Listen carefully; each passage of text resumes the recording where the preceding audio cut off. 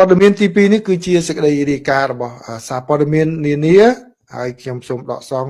ដោយមិនបញ្ជាក់ទាំងស្រុងទេគឺខ្លះបើសារយកតាមសារព័ត៌មាននានាក៏ដូចជាប្រភពផ្លូវការពីរដ្ឋាភិបាលកម្ពុជានោះគឺបានដឹងថាការប៉ះទង្គិចគ្នារវាងយោធារបស់កម្ពុជាហើយនិងយោធាថៃគឺបានចូលដល់ថ្ងៃទី11ហើយនៅថ្ងៃពុធនេះដោយបានធ្វើឲ្យមនុស្សយ៉ាងហោចណាស់ចំនួន32នាក់បានស្លាប់បាត់បង់ជីវិតនៅក្នុងប្រទេសទាំងសងខាងបាទចាប់តាំងពីចំនួននេះបានផ្ទុះឡើងវិញចាប់ពីថ្ងៃទី7ខែធ្នូមកក្រសួងការពារជាតិរបស់កម្ពុជាបានថ្លែងនៅថ្ងៃពុធនេះថាគឺកងទ័ពថៃបានបើកការវាយប្រហារដោយបាញ់កាំភ្លើងផ្លោងហើយនឹងដ្រូននៅក្នុងតំបន់តាមព្រំដែននេះបើយោងតាមខាងក្រសួងការពារជាតិរបស់កម្ពុជាហើយប្រិមិត្តអាចទទួលព័ត៌មាននេះបានលម្អិតនៅក្នុងអត្ថបទរបស់ខាង Facebook របស់ខាងក្រសួងការពារជាតិរបស់កម្ពុជាហើយនឹងការធ្វើសន្និសីទសារព័ត៌មានផងដែរអញ្ចឹងខ្ញុំថ្ងៃនេះសូមមិនដកសមមកជម្រាបជូនប្រិមិត្តទាំងស្រុងនោះទេគឺសូមរាយការណ៍ព័ត៌មានដែលសារព័ត៌មានអន្តរជាតិបានរាយការណ៍ក្រសួងការពារជាតិរបស់កម្ពុជាបានបន្ថែមថាកងកម្លាំងរបស់កម្ពុជាបានឆ្លើយតបវិញដោយបាញ់កាំភ្លើង BM21 ទៅលើទីតាំងរបស់យោធាថៃការវិវត្តនេះគឺកើតមានឡើងក្រោយពីខាងទាហានរបស់ថៃបានវាយកបាននៅតំបន់អានសេះនេះបើយោងតាមការផ្សព្វផ្សាយរបស់ខាងទូរទស្សន៍ PBS របស់ថៃបាទគឺបានន័យថាថៃយកបានតំបន់អានសេះហើយកម្ពុជាក៏វិបកទៅវិញទៅមកអញ្ចឹងគឺដល់ចំណុចនេះគឺខ្ញុំសូមរំលឹកប្រិយមិត្តហើយរំលឹកទៀតគឺនៅក្នុងការប្រយុទ្ធបាទគឺការវាយកគ្នាទៅវិញទៅមកហ្នឹងទីតាំងហ្នឹងគឺ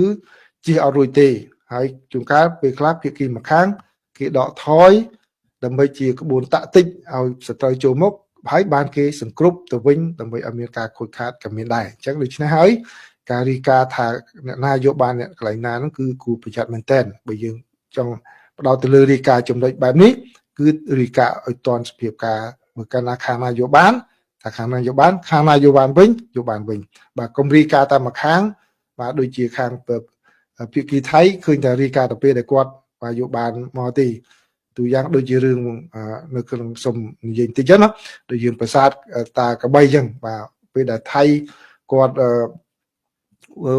ចូលមកដល់គ្រប់គ្រងតំបន់នឹងមួយរយៈខ្លីនោះគឺគាត់ផ្សាយទាំងអស់បាទក៏ប៉ុន្តែពេលដែលកម្ពុជាវាយបកទៅវិញបាទគាត់អត់ផ្សាយទេដល់ពេលយើងដឹងតំណែងពីខាងក្រុមគ្រួសាររបស់ជនទាហានដែលស្លាប់នៅទៅវិញទេដែលគាត់ថាកូនរបស់គាត់បានផ្ញើបញ្ជូនសារទៅគាត់ថាឥឡូវនេះគឺពួកគេបានមកដល់ប្រាសាទតាកបីហើយស្រាប់តែកន្លះម៉ោងមកក្រោយមក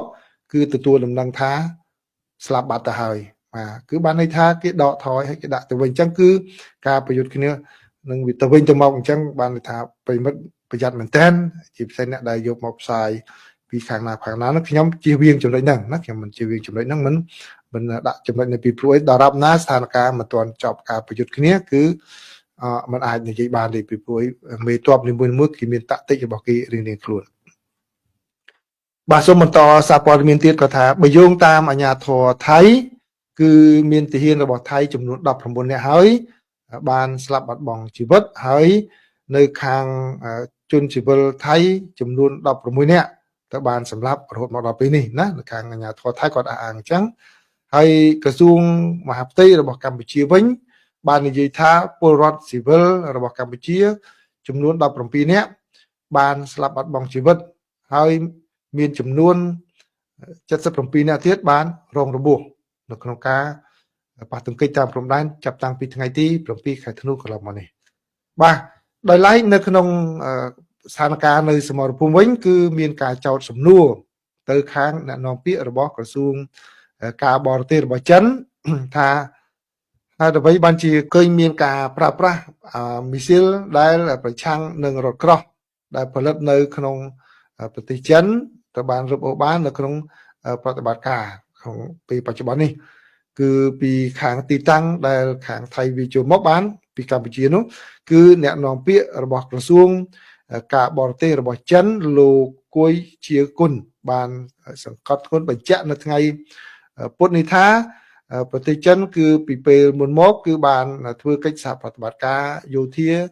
ជារឿងធម្មតាជាមួយទាំងប្រទេសថៃហើយនិងប្រទេសកម្ពុជាតែម្ដង